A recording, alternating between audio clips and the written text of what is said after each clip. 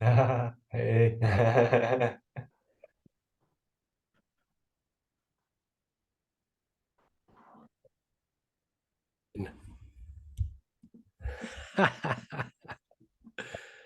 Well, So much better. Can you hear me? oh, very clear. It's Yeah. sound like Yes. Arrived at 2 o'clock. How perfect is that? it. So there was nothing to worry. Never. It is, it is. Well, glad you made it, man. Yeah, likewise. I'm glad. I'm just going to put my phone on aeroplane mode, get some water. How are you? Ooh, I had a crazy week, man. I really feel knackered. It's Okay. yeah, I don't know how to say it, man. It's like I really got slapped around my years and then drove around the world in just 1 week and back through all the seasons of the year, and now we're here again. Week of time.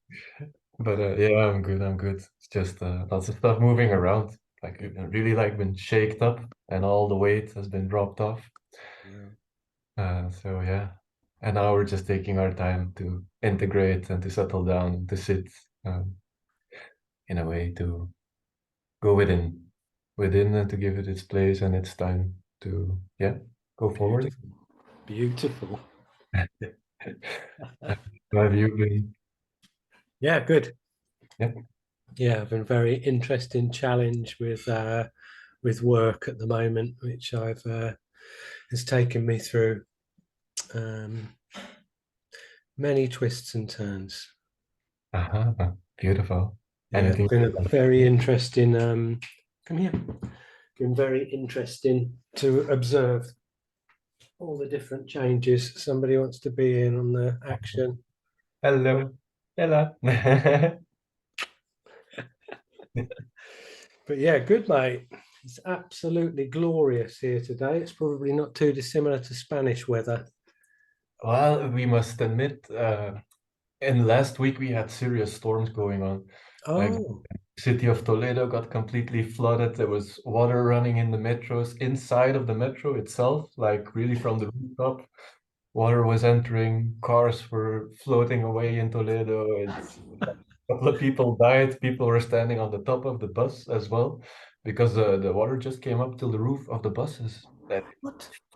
Yeah, yeah, yeah. We really are lucky in the village that we are that it's kind of a little bit on a hillside. So the water that was passing by was floating away.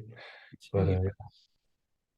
we had quite some weather going on. But it's still over 26 degrees, daily around 30 in the afternoon, so we can't complain.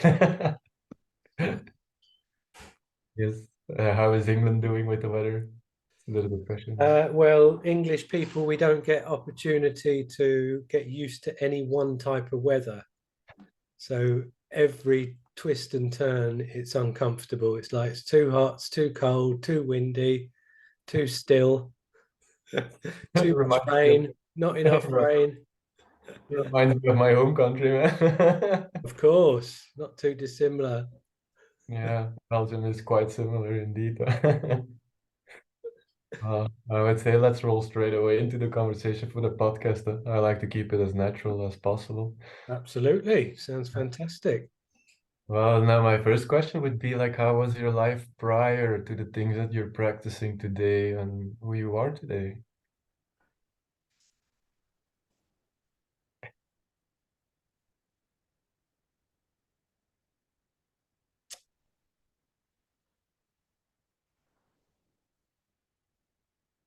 That is a big question, Nick, isn't it? That is a big question. And I think because my journey started such a long time ago, I suppose I could answer it by saying I feel like the journey was in two phases. Mhm. So at the age of about 14, this was the first time when I stopped in my tracks and questioned for myself what this sense was that I was aware of the human condition, like and experiencing it with like a sense of an inner dialogue, but maybe not 100% consumed by the dialogue. So there was an element of me that was listening to the dialogue as well, and not feeling like it was originating all from me. Mhm. So this was something that I never questioned. It's just like, there's an aspect to your mind which is listening to your thoughts, which knows that it isn't your thoughts. And then that thought was the catalyst to turn the attention and the journey outside myself. So that then I was lucky that my mum had a really cool book collection, and there was a lot of stuff that I could investigate in her small library, which could support this new part of my journey, which was now becoming externalized. And maybe reinforced by the discovery that other people were questioning the same things as me. There's a really important book called This Thing Called You by Ernest Holmes, who started the Science and Mind Foundation, I think. And in fact, I recently bought that book again within the last 4 or 5 years, sort of 35 years later. And it's still equally kind of arresting when I turn each page. I'm like, wow, this guy's got it going on. Um, but as with a lot of people, the the motivation to ask that initial question to myself of like, what are you listening to here? What is this sense of you being aware of your thoughts and then wanting to look into the nature of reality? There is also a huge motivation, which is coming from a lack of peace as well through the traumas of childhood. And that in itself creates a necessity for you to get to the bottom of what's going on. Because I guess if everything was hunky dory, then you'd have no motivation to question anything, because you'd just be in a state of pure bliss, which was far, far, far from what I'd experienced since I was maybe 2 or 3 years old. It was just a series of very difficult situations that were put on me through my relationship with my dad and what he was doing as an individual. And those effects defined me for a long time. But equally, without those effects, I'm aware that I wouldn't maybe have taken the steps and the journey that I've taken in order to remove the distortion and the interference. Yeah, that's beautiful. I can definitely relate to it as well. So I can share a similar, without getting into the details, like also a relationship with my dad and so on. And to be honest, now to see that there is like a deep gratitude for each difficult moment in my life, and the way it formed me today and the way that it really makes me complete. And also to the point that I can even like guide people along the similar or same lines of what these situations taught me and how I implemented and yeah, integrated it in my daily life routine. So yeah, it's also as well the balance, like the yin and yang. It's something that I've been diving a little bit into now, just to see the balance of how both polarities are necessary for movement and creation in our reality as well. Mm. Yeah, you wouldn't recognize the bliss if you didn't have any moments in the shadow as well, no light without darkness. Um, so yeah, thank you for sharing. I think it's very valuable that people start to embrace the full spectrum. Uh, and Yeah, a lot of my favorite teachers are people who make it perfectly clear that they've had difficult times, that they're still having difficult times, but that they've done the work to develop an understanding to be able to be separate from some of those mechanistic reactions that without doing the inner work and making the differentiation and the distinction between yourself and behaviors and thoughts, you just automatically grasp onto those responses and wouldn't question them. Whereas that pause, that little chance to breathe before you respond, Mhm. that's where the growth lies, because you can then extend that pause and extend that pause and not just automatically be a slave to a conditioning. Mhm. Yeah, it's like the difference between reacting and responding to life. That's really beautiful. Like, how would you define the work that you do today? It's like, to my understanding, you're like a celebrant, no? And also a musician as well for Yeah, creative expression. And you're also, can I say, like an ambassador for the Course of Miracles? yeah, thank you. Like, how Yeah, would you well, dive into that? yeah, thank you. So it's interesting because when you present those quote unquote three different facets, essentially there's one characteristic that populates all three of them, which is obviously my identity, and they all are workable platforms. That they all none of them constrict my will. In fact, they all reinforce it and they all facilitate it. So I think really there's now like a convergence. So maybe I like compartmentalized some of my personality or some of my desire or some of my will, depending on the different roles that I take. Whereas now I feel like those separate roles are dissolving into one role. For example, as a musician,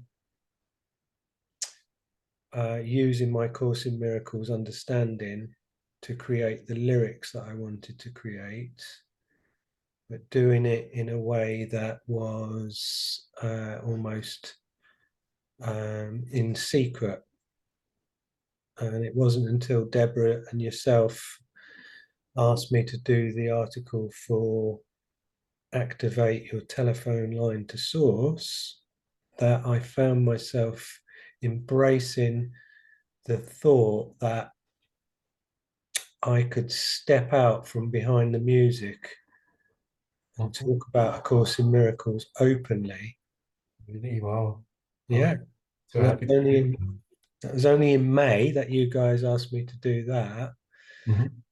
And since then, yeah, the amount of things that have happened to show me that I'm on the right path and things are just accelerating in a super fantastic way is the confirmation that I'm in the flow, I'm carried by the flow, I'm doing the right thing. So yeah, that was kind of like an experience which allowed me to engage with this thought of talking openly about my spirituality rather than it being something that was for my own private circle of not all my friends, just some of my friends, and certainly not my audience as a musician. Those people, it was encoded in Yeah. the lyrics, and if that connection was in your mind and you read the lyrics and you had that same inclination as me, then you go, oh, I know what this guy's on about. But equally, if you didn't, then you would find a way to interpret those lyrics based upon where you are and what they meant to you. So I'd managed to express myself in music in a way that was multi-interpretable. Yeah. And that's beautiful because then you really open yourself up to, doesn't matter where somebody's at or what the philosophy or belief systems are. Uh, yeah. actually by living under the hood a little bit, you opened yourself up to just allow many different people from many different paths to, yeah, gain something for themselves. Like, but that's beautiful, no? Yeah, yeah. And I really enjoyed that because it artistically, that's quite a challenge. You know, if I was to write a set of lyrics which I felt were talking about the love between two intimate partners, in a sense, that framework wouldn't allow for you to go beyond itself.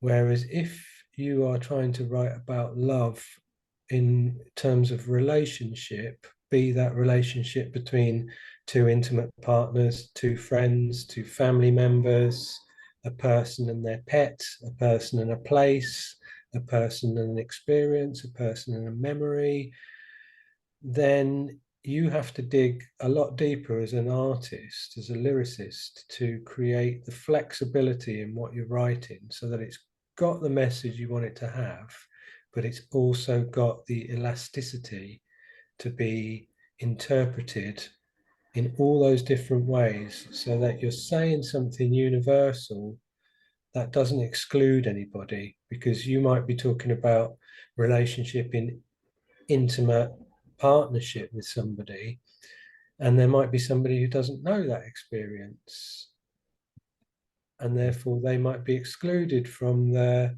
expression of what you're articulating. Because I do believe, as a lyricist, as a musician, it's your responsibility to speak on behalf of people who can't put stuff into words. So we're all good at something, and together as a collective, we learn to understand the entirety of the universe as we see it. And if my job is to articulate thoughts and feelings with music and lyrics, I want to try and achieve that in a way which includes everybody. And I appreciate that through the path that I took to write about my spiritual understanding in a way that wasn't blatant, then that didn't close the door to people who could interpret it from where they are and from what it means to them. Whereas if I'd have made it very clear, like I said, there's one interpretation of your relationship with love, then that doesn't have the flexibility for everybody to put themselves in those shoes and go, oh, okay, I get this. I see what this means. Yeah, which is wonderful. Also, one of the reasons why I really love music. Also, a big fan of the lyrics that often are shared in specific types of music and so on. Or I can reflect myself back to my teenagers periods as like really, yeah, just finding parts of myself in the music and the things that are being shared. 'Cause it's in a way, yeah, poetic, and how some musicians can connect the whole situation just through the use of words, which I love. Yeah. And the word is also something really important as well, in the way that we express ourselves. I don't know, like I find myself realizing lately deeply that it's very important uh, to understand the power of the word, and also in a way how you express yourself to the people around you, and the influence that words can have. Because today there's so many people just throwing words around like it's actually just empty air, like, or how to say it, that yeah, I think it would be a valuable thing to embrace even deeper, that people become to understand even more the power of the use of words and how it is actually part of our magic in life. Mm. The way we create, the way we shape our relationships and connections, and so on. And the way you express yourself as well. Very nice. Beautiful, man. And like, how would you define the job as a celebrant? Because I can that some people of the audience are not really familiar with the term of a celebrant. Like, how do you see it, or how is this experience for you to practice it? So for the people who don't know the full definition of a celebrant, so a celebrant can lead ceremonies. And in today's world, there's obviously loads and loads of different formats for that. So it might be a baby naming, it might be a funeral, it might be a wedding, it could be somebody might want to have a ceremony to say that their business is 10 years old. Somebody might want to change their gender and have their family acknowledge their new identity. Um, it, yeah, it's, it's as varied as people have become in 2023. Um, and it's an interesting role for anybody to take because there's like there's a sense that you need to understand where it ends as a, say for example, speaking at a funeral on behalf of somebody. I was talking to somebody about this recently and explaining that when we did the training course on the very first day, the guy who was running the training course, he had like a whiteboard and he went around the whole room and he asked everybody what their fear was on the first day of the course. And I remember mine was something along the lines of, I want to be able to understand where the line is between my desire to heal and make a whole room full of people feel better, say in the case of a funeral, but actually to understand where the line is for me to say, you're here to do a job, you're here to represent the spirit of this ceremony and the person, and for the people in the family to feel honored and respected. And that within itself, if that's done properly, then you've handed me something and I've got it in my hands and I'm holding it with great care. Okay, that's like a good metaphor, and it's enough for me to hold it with great care in the context of acting out that role without then wanting to go beyond that to like wanting all of those people to not feel so devastated in a situation, because that's a natural instinct for us is to it's it's interesting because it relates to what you're saying about words, which I think you articulated beautifully. But in today's world, I don't know.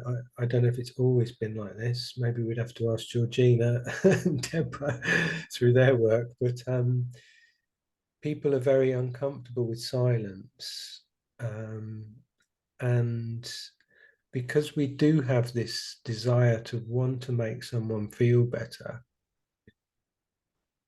and sometimes that desire can be expressed through just being with somebody and being silent with them and holding space with them with love, and in your mind extending love to encompass them and to retain the knowledge of the reality of eternity and creation.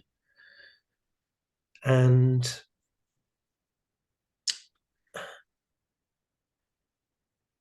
silence is, say like we used to say, if we used a word together now, you and I said, oh, that's beautiful, you know what I mean by the word beautiful. If you said it to me, I'd know what you mean by the word beautiful. But it's almost like something we could turn on many, many, many sides and look at it from all different angles.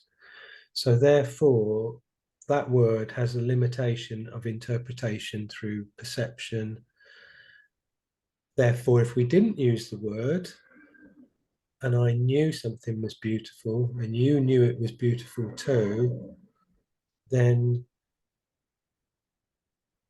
that's something so much greater. That language of silence is like something so much greater because it's a shared knowing, which any attempt to put that into words, like we know, say, like a lot of the great spiritual systems, say like the Tao Te Ching, say, you know, the God that you speak of is not God, to kind of paraphrase it. So it's kind of saying any attempt to define it means that's not it.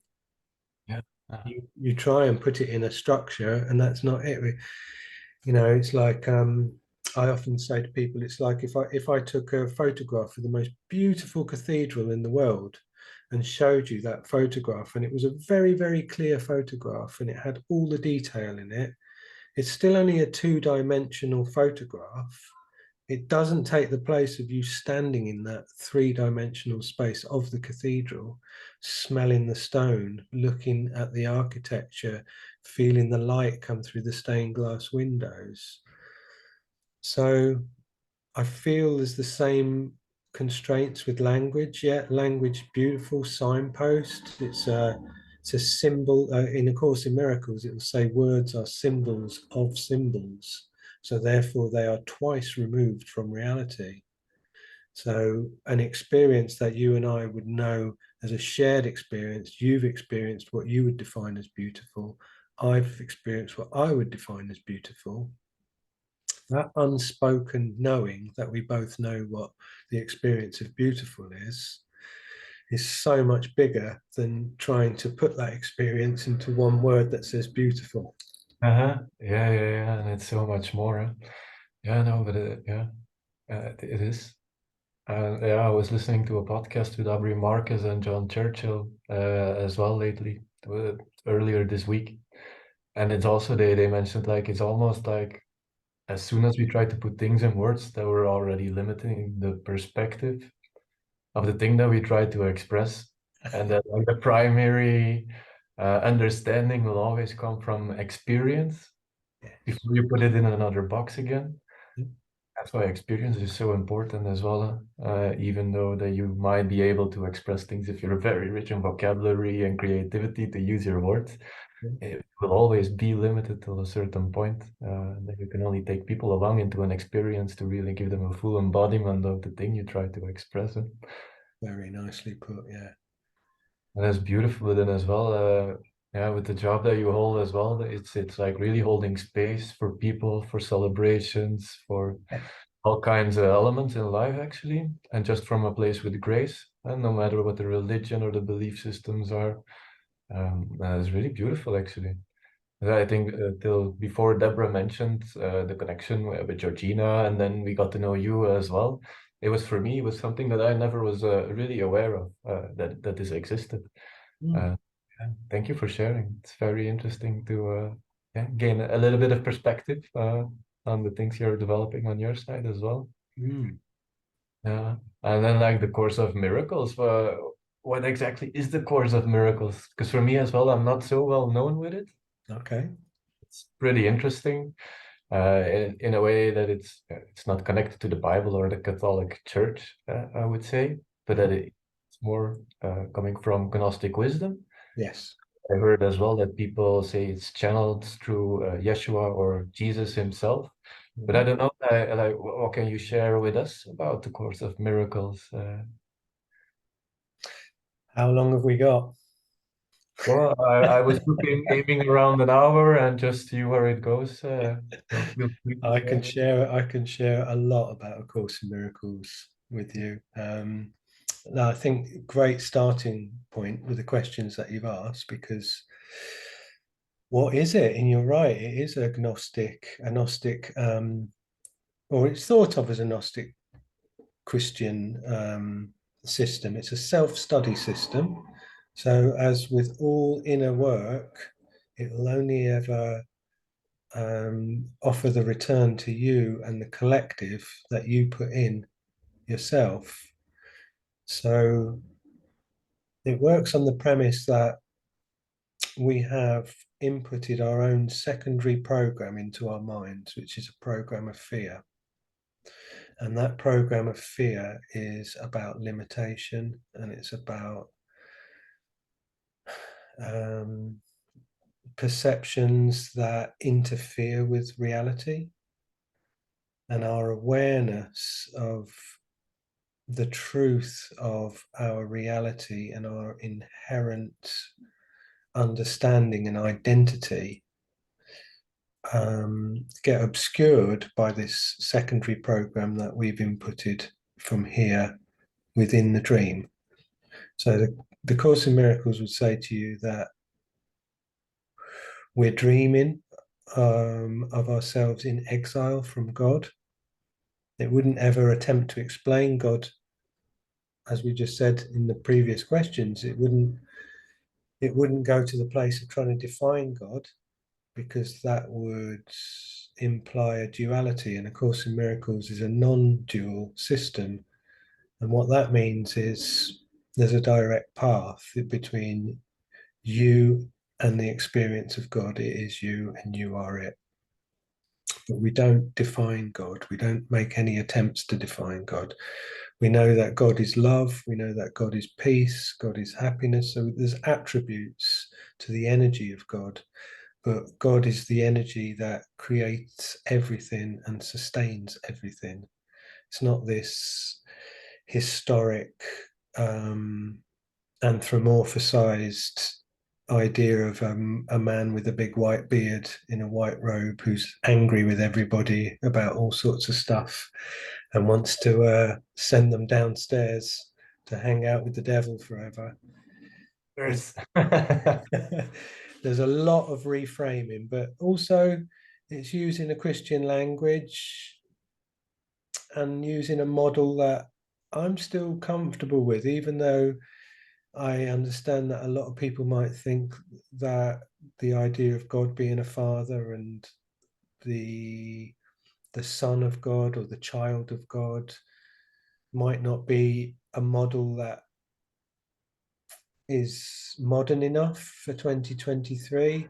I'm still happy with that, very much so. The word God is something that I'm very happy to use. And I'm lucky that I don't have the history of coming to A Course in Miracles through some of the traditional religions whereby that word would put my back up or would give me the shivers, because I've got an old definition. But A Course in Miracles is very much about reframing this language that it uses with you. Even the word miracle, a miracle is like an expression of love.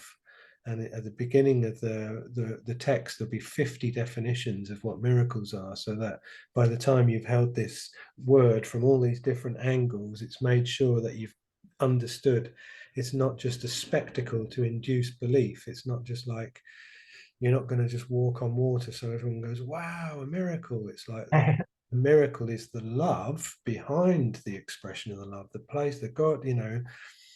And like I say, it's a self-study system. So it offers you 365 lessons in a workbook, which deconstruct your ego.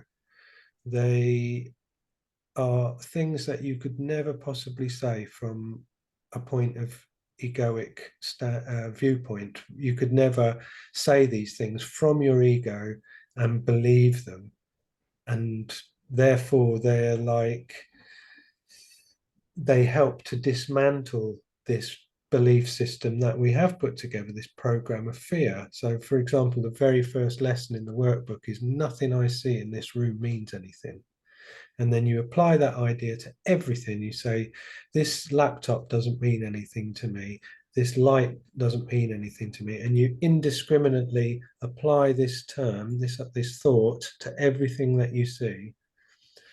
And then a few lessons later, you close your eyes and you say to yourself, these thoughts don't mean anything. This thought about going shopping doesn't mean anything. This thought about taking my wife for dinner doesn't mean anything. This thought, and again, you indiscriminately apply this lesson to your internal world. And it teaches you that there's no difference between the internal and the external world. The boundary doesn't exist. In fact, what it does teach you is that the world is an outward picture of an inner condition. yeah, How yeah. you see the world is actually a mirror, it's a reflection of what's going on in your mind. So, from the Course in Miracles point of view, it'll actually say there is no world. You don't have to go out there and change the world. You have to change the way you see the world in your mind. Because fundamentally our existence is pure abstraction. We are a mind. We are the mind of God. We exist within the mind of God. We couldn't see or have any experience outside the mind of God. But as we know in a lot of the traditional religions, God separated from us, whereas with A Course in Miracles, we separated from God. And they call it the tiny mad idea, where the Son of God forgot to laugh. So a Yeah. tiny little percentage of that one universal mind of God thought for an absolute nanosecond about separation, about existing outside of the all-encompassing arc of golden light of Yeah. creation. And in that one tiny instant, that dream of the world and separation and planets and the Big Bang and bodies and that all came into existence. But because eternity isn't a linear experience of time, then the dream has already happened. We're actually looking back on the dream from a point where the dream is complete. It's happened because it never happened, because you couldn't leave God, you couldn't exist outside eternity. So they talk about it as being a journey without distance, because there's nowhere to go. You couldn't possibly go, even, you know, even as you know, as an adult, maybe like most of us have an experience, a natural experience as children, where we've had all of the teachings of our parents, which have enmeshed our identity with theirs to the point where we then need to kick back at our parents for a period of time to find ourselves. And that might be something that a young child goes, oh, I hate you, I wish I never lived with you. And they run out in the garden and they go and sit in a bush somewhere, and they, for a moment, act on this idea, this thought of not being connected to or part of their family unit and their parents. And in a sense, it's very, very similar to that. It's like the origin of this, of the belief in the separation, the belief in the exile, was just a tiny little thought that flashed through the mind in a split second. And in that split second, the answer to the problem was also given, which was a lifeline, like a connection to your memory of your true identity, which in A Course in Miracles would use the symbolism of the Holy Spirit, and the Holy Spirit being that part of your mind which will always remember your interconnectedness with everything and the oneness of everything. But what it'll also say in A Course in Miracles is like, the volume of the voice of the Holy Spirit is always relative to your willingness to hear it. So that truth in your mind, which reminds you of your connection with everyone, everything, the oneness of God, if you are trying to blank that out, if that is forgotten, then the volume of the Holy Spirit will go all the way down past 1 to 0.1. You can't actually turn it off. It's still there. It's like, it'll also say there's like a fire, and you can reduce it to the merest spark, but you can't make that fire go out, because that is actually your true nature. The Holy Spirit's perception, or knowledge rather, is your true way of looking at creation, because it's what connects you to God and the understanding that you share. But you can reduce that by listening to this secondary program that we've inputted, which is a program of fear. And they use the word ego. There's there's clear reference to the fact that it's from Freud's terminology. Again, it's reframed. Ego, as you know, for the most part of people in society, when we think of the word ego, people think of how the ego inflates a character. Oh, he's got such a big ego, he thinks this, that, and the other. But in terms of how A Course in Miracles uses the word ego, it also implies that the deflation as well. So all the derogatory, self-harmful, unloving thinking and thoughts and behavior is also thought of the ego. So they present us with the Trinity of the Father, the Son, and the Holy Spirit. And then within our position as the child of God, in our mind, we have the Holy Spirit, the ego, and the decision maker. And the decision maker being our awareness. So instead of us being consumed by the voice of fear, like we were saying earlier, to the point where you can't make the differentiation, to just step back and listen to that program running. Once the Course in Miracles says to you, it shows you what this program is, then you get a full character profile of the ego, to the point that when you hear any ego thought in your mind, you can go, ah, that's my ego. And you can step back from it. You can let it just, without latching onto it, without identifying. And then the Holy Spirit will always speak second, because the ego is all about hot air and quick response, quick reaction, because it's threatened, because it has a sense that it's a thought in its origin. If it's come from our belief in separation, then equally it knows that we need to be unaware of the truth of the fact that we're not able to be separate from God for the ego to have any lifespan whatsoever. So it almost feels like it's on a ticking time bomb right from the moment that it's come into existence. Because something I heard the other day which really made me laugh, this guy said there's no I in God. You know, and the separate self with a small s, it cannot find a context for itself within oneness and eternity. It's like knowing without a knower. You know, and there's some of the most profound experiences that I've ever had, is like where I've been so absolutely electrically present within my mind, to the point where I can totally see the whole of how creation is construct, how it all works. But I didn't exist as Leon.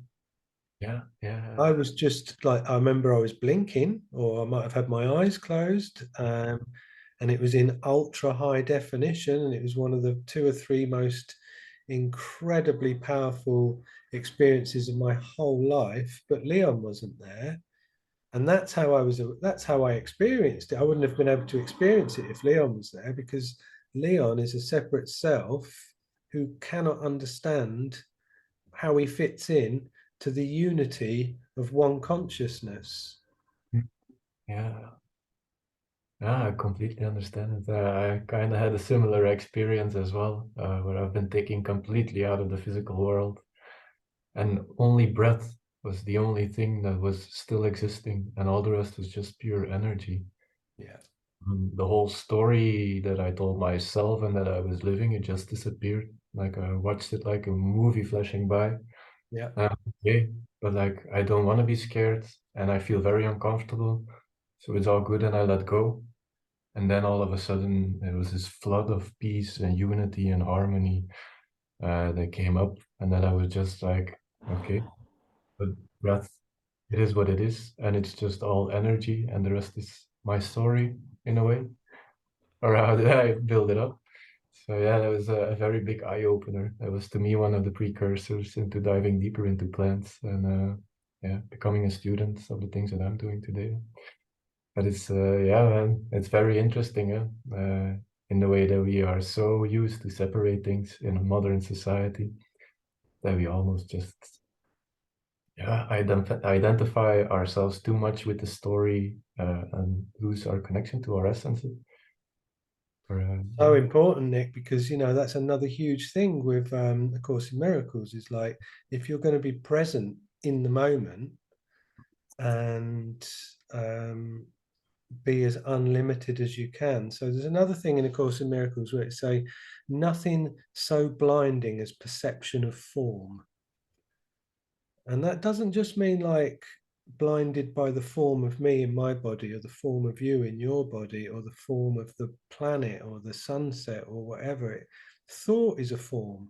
We've both just articulated to one another that we've had the experience of awareness that wasn't limited by thought. I've had the exact same experience of just like breath in, breath out. The tides were coming in at the time. I was by the ocean, the stars were twinkling, the moon was there, I was with other people, and there was just one movement of energy, one pulsation of energy that was the same in the sea, in me, in these people. And it was just movement and breath and the dance of everything in perfect harmony. And that relied on, like we're saying, the separate self. There's no room for the separate self at that party, you know. In fact, you know, if that separate self gets an invitation to the party, it says, this, come to this party, it's going to be so much better if you don't turn up. And the separate, how dare you, what if I don't turn up, how could something possibly be better without me there? The ego relies on the story. So a part of clearing your trauma so that you can extend your energy as to the maximum expression of unadulterated love is to let go of your story. But that comes as part of the journey, because we feel so defined by our story that your ego reinforces that and says, you can't let go of your story. Don't forget all those things that happened to you, and so did this and you did that. And then if we let all that go, who are we? Where again, it's the same thing. Where do I fit into this dream?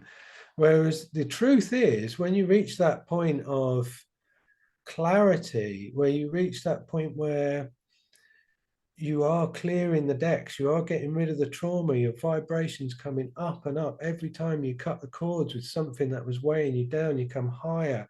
And then, you know, very simple aspect of physics is like when you're on a good one, when you're on a high vibration, guess what? You have high vibration thoughts. When you're on a low vibration, guess what? You have low vibration thoughts. So as you cut all these cords, as your energy frequency gets up and up and up, and you come more and more illuminated and excited and loving and at peace, then there's less place for your ego to come into play with any kind of like, it's got no substance. What it's saying to you, you know, you don't listen to it from an ego point of view and have any form of reaction other than a non-judgmental awareness of it. You listen to it playing out, you don't judge it, you just recognize that that program is running. If you're recognizing it, then that means you are not it, you are over here. And as your vibe is coming up and up and up, and you're extending your love all the more, you're doing that through letting go of your story, which is absolutely counterintuitive to what your ego would tell you. As you know, it's going, remember this, remember that, remember this.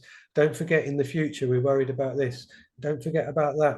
And it's always trying to position your awareness in the past or in the present, because as part of its own insecurity, as a separate identity, the ego is concerned that if you stop, listen to it, realize what it's saying to you, and look within yourself, then you will choose against it, because you will find that it's not with you to make your life better. It's not on your side, you know. It's a consequence of a belief that, in that tiny little mad idea that you could be separate from everything, that you could exist outside of everything.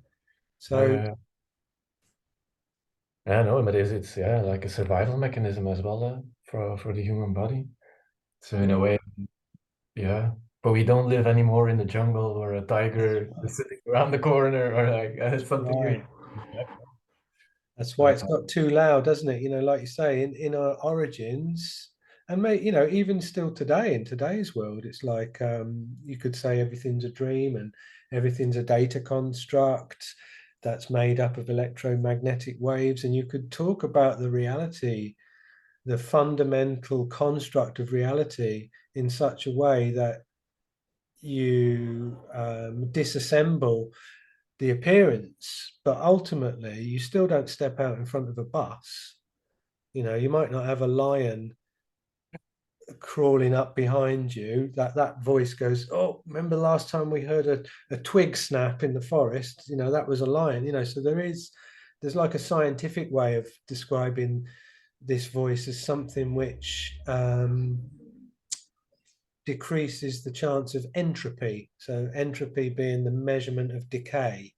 So from the moment something comes into form, we have a thing called the arrow of time. And matter, as we perceive it to be, is the only clock in the entire universe which shows you that the hand is ticking that way, because as a human being, we grow up into our prime, and then as soon as we've hit our prime, we're on our way down into decay. So that's called entropy.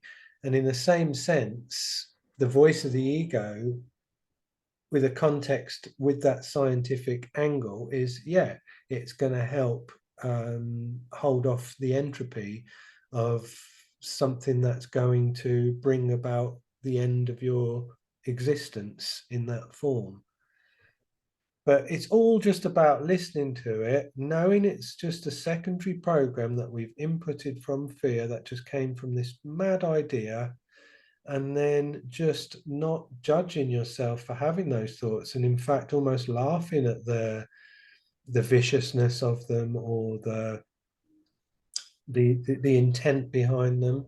And then, because there's no inward and outward, because there's no different um, place in the in existence where your mind isn't, then when you hear that same voice in someone else, you can then also dismiss it in them. And the thing, of course, in Miracles will say is everything's either an expression of love or a call for love. So that gives you then the handle to say, if someone's been horrible to you, your ego will go, God, that person's been horrible to me. I'm either going to remember that or I'm going to be horrible back to them. From a Holy Spirit perspective, well, the Holy Spirit would say to you, that person's been horrible to me. That's a call for love. How can I extend my love to that person to see them in this moment without this past that we're talking about cutting the cords from, without this story, and just see them now in the moment without all of that story, just, you know, without an ego, without form, without a past, without a future. Because again, another thing that the ego does is, like, they use the word sin, not necessarily in the same way that the religions have used it, but sin relies on the past and the future. So for somebody to be guilty of sin in the present, then the ego wants you to remember the past and consider the future. So the now moment, if you like, divided into three.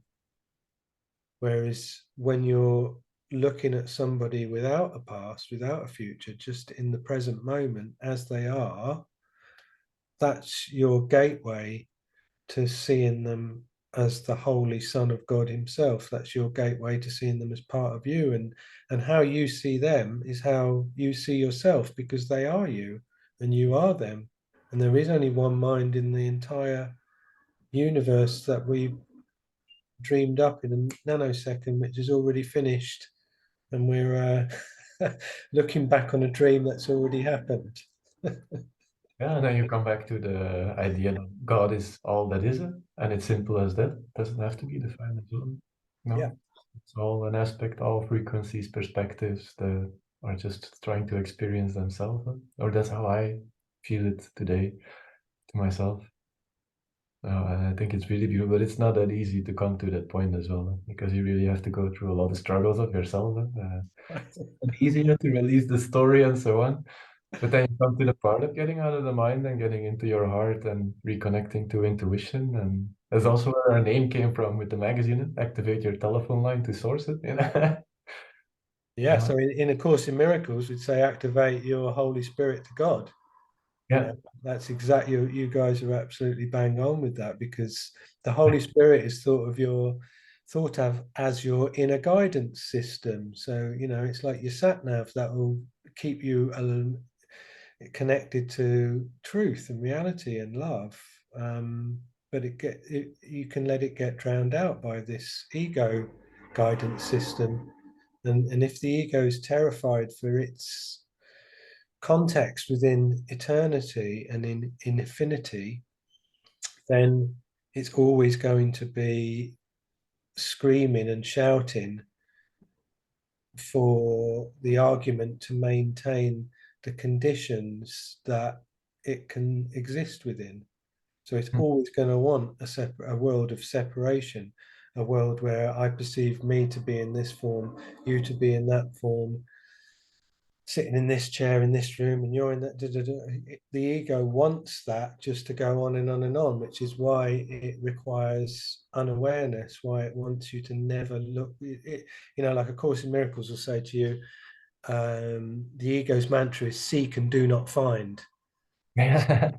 If you're going to seek and not find, then the best place to do that is to look outside yourself forever and ever and ever. Because then, if you go hunting in the world for happiness, if you go hunting for the world in another person or another object or another place or another experience, you're never ever going to find it, and therefore you're never going to look within. And like I said to you earlier, it's terrified that when you look within, you'll choose against it.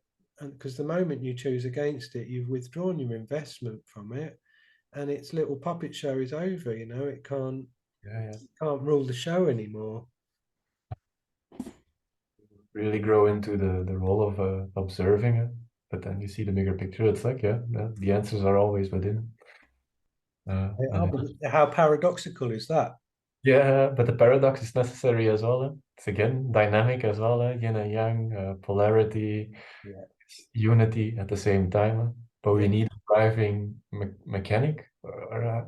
Yeah, I've been shown this once. It was on my last dieta as well when I had my closing ceremony. That it's almost like, yeah, okay, you do have separation, but it comes from unity. It's like a magnet as well. You need polarities, or like the magnets to create movement and dynamic.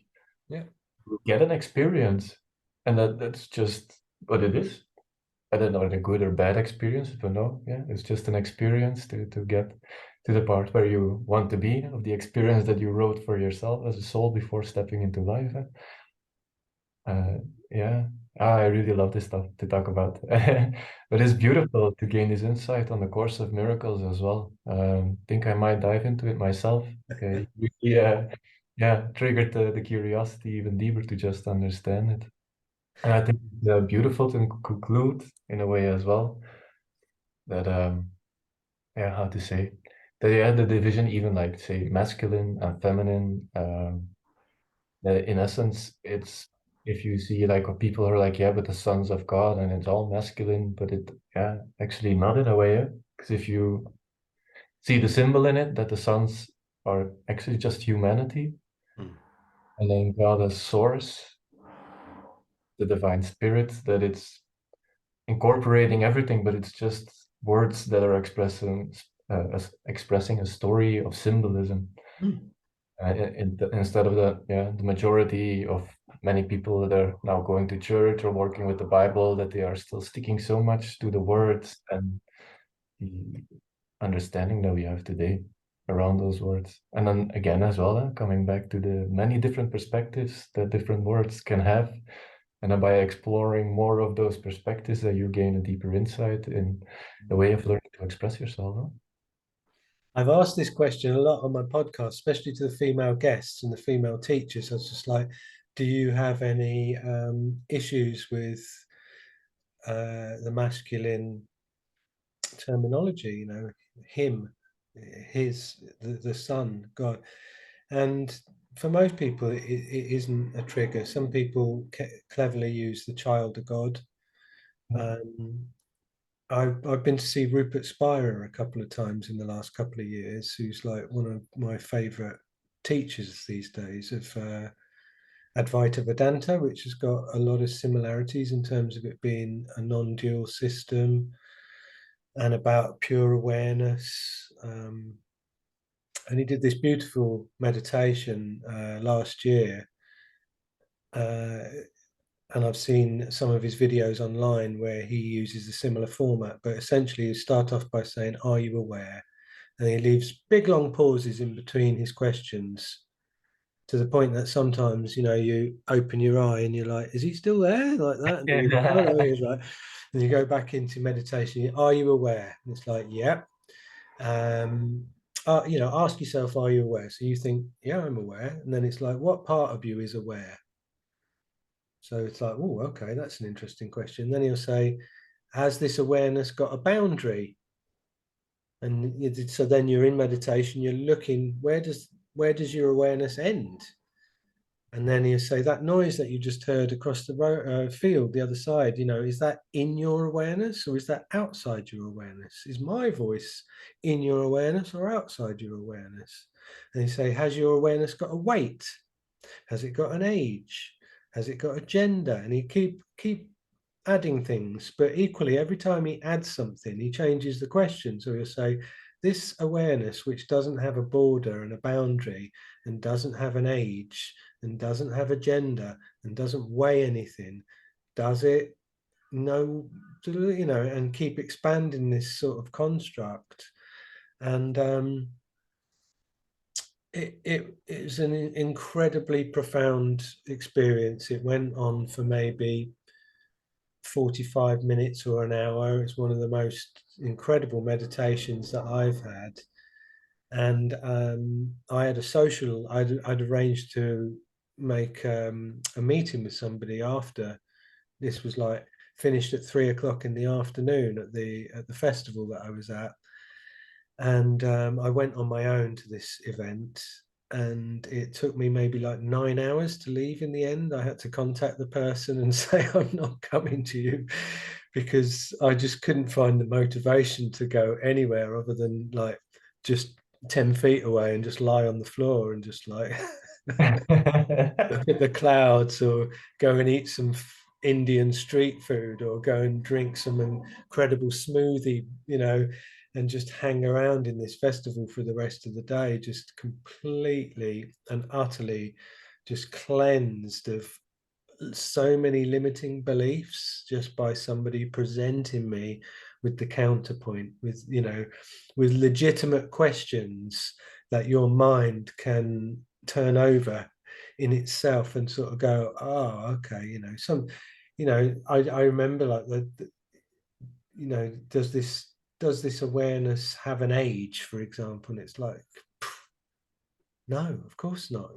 Does this awareness have a weight, a gen? And every single one of these very purposeful additions to this first original question just gave another side to this incredible sort of incredible, like multifaceted gift for your mind to just turn over for all infinity and just go, "I can't argue with it. Yeah, okay, right, yeah, you got me. Yeah." A very simple exercise to peel your onion, huh? Like really layer by layer, by each question that he's adding questions, he's actually taking layer by layer away Yeah. until you can't otherwise, and just to enter in, yeah, with your essence. Huh? And That's how amazing is that? And again, paradox, counterintuitive, all these most profound experiences are where the separate self hasn't got context. yeah. And in essence, then you come back to where you are supposed to be, or like the observer again, huh? Yeah. In a bigger picture of life. Yeah, wow, man. I really enjoyed this conversation. I think it's quite a lot already for the audience to unpack as well. Huh? But Does it come with a free crash helmet? for our soft pillow, it's quite okay. Excellent. Yeah, really lovely. I can remember, obviously, Georgina and Deborah have been friends for quite some time, our wives. And Georgina always speaks so highly of Deborah in terms of Deborah's authenticity and having um, the qualification to speak about the nature of existence, the nature of reality. Um, and then you and Deborah were doing a podcast together, and Georgina was in one room in our place talking to you guys in the thread, and I was in another room, Yeah, the live session. and it was so amazing experience for me because it wasn't until I had the experience of the two of you combined that I had this memory that I knew you both. So all the time that I'd seen stuff of Deborah doing on her own, it was cool. I liked it. It was familiar. I could see why Georgina loves her. Um, and then when I heard the two of you talking, something inside me went, hold on a minute. And I come through and have a look and to see the two of you together, it's like it awakened something in me that had a memory of knowing you both, but obviously not from this life. Yeah. But I having similar experiences since I got together with Deborah, and we mostly I, because she was already pretty much out of the closet with her spirituality. Uh, but that we really started to connect with people that even though that they are new in our lives, that there is a deep familiarity or something, that there really is a connection, Yeah. and also the concept of like the more you start to do what you're actually really supposed to do, like get back to your soul mission, then you reconnect to your soul family as Mm. well. Because we're all here in a specific family to like fill in our own perspectives, and at the same time, you do it for the collective of the soul family as well. So, Absolutely. yeah. Again, from the inside to the outside, like you accept your power, you stand in your truth, Mm. and then the world forms around it as well. And Mm. all this reconnection with soul family comes around at the same time. Almost like everybody was just waiting for everybody. Like, you ready? You're there? Oh, fuck. Mm. Great, man. Awesome. Absolutely. And also how lovely is that for, in this age when everything's supposed to be so superficial. If it wasn't for social media, I've like a incredibly close friend in Canada, in Texas, in California, in Turkey, in Holland, in Peru, you guys in Spain. They're real connections that only came about through social media, um, that defy this kind of like, um, what's the word I'm after? Um, oh, it's just escaping me at the moment. They defy this. I don't feel like I'm going to get the word, but it's like model or framework that it's supposed to, we're supposed to comply to, don't they? Yeah. So it's like people are saying, oh, anybody who meets someone else on social media, it's all just like, oh, superficial. So you like my photo, I'll like your photo. And it's like, with what you're expressing with your expression, with your words regarding how we're part of a family and we're awakening to this true identity, a shared identity. I think that fits. Stereotypes, the word I was after. So, it shatters that stereotype, doesn't it? Because, we've got all these people all around the world who are connecting, like you say, who are awakening together to this journey, and they're doing it thanks to social media. Yeah, and many different platforms, but it's a big one. And then all of a Yeah, sudden, it's not that bad anymore. But then it's just how do we apply it, or how do we use it, and for what do we use it? yeah, amazing. Again, both sides to it. It's just depending on what you want to do with it or how you use it. Yeah, But it's wonderful to see a specific community growing and yeah, mm, group of people coming back together, just expressing their essence and their own medicine. It's a little bit the same that I want to approach with my work as well as to unlock this in the individuals that come and ask guidance. Because it's something that applies to everyone and each person their own uniqueness of what they carry or what they are here to express it. We mm. just have to remember ourselves. It's also something that I learned that it's just a journey in remembering. Yeah, not that much more that I would need to add to it. Well, A Course in Miracles says we return as we go forwards. Yeah, the paradox. Oh, yeah. That's beautiful, man. Well, and what if people would like to connect to you personally or find out about the Course of Miracles or even just check out your music? Where would people go? Mm. Or, So if they're on Facebook, they can find me with Leon Joel Russell. Um, if they're on Instagram, Leon J. Russell Celebrant ACIM for A Course in Miracles. My YouTube channel with the podcasts is Leon Joel Russell ACIM. May the course be with you for people who understand that reference. And then Warm Rain is the name of my band. So Warm Rain are on Facebook, Instagram, Twitter. There's a YouTube channel, Spotify, Apple Music, Deezer, Tidal, you name it. yeah. Well, I will make sure that I put everything in the descriptions beneath the Thanks. video. And yeah, I will also get it out on a couple of different platforms. So yeah, Beautiful. Well, no, but very grateful for you asking me to be a guest on this series. yeah, well, but thank you for being a guest. I'm really glad that I was able to hold space and to share your story for a big part as well. Mm, You really have a beautiful and a valuable message to share with people. And it's nice to hear as well that this is just recently really opening up for you also. mm. I can be a part in sharing that story. So yeah, Beautiful. Bless you. Thank you. you're welcome. Well, then here I would say I wish you a very nice day. And yeah, thank you for everything that you do and keep on rocking the world in it. Amazing. Thank you for what you do, you guys, and keep doing what you're doing. Lovely. Lovely, man. Catch you on the flip side. And yeah, thanks for everything. All Cheers. right. See you later, brother. Bye bye.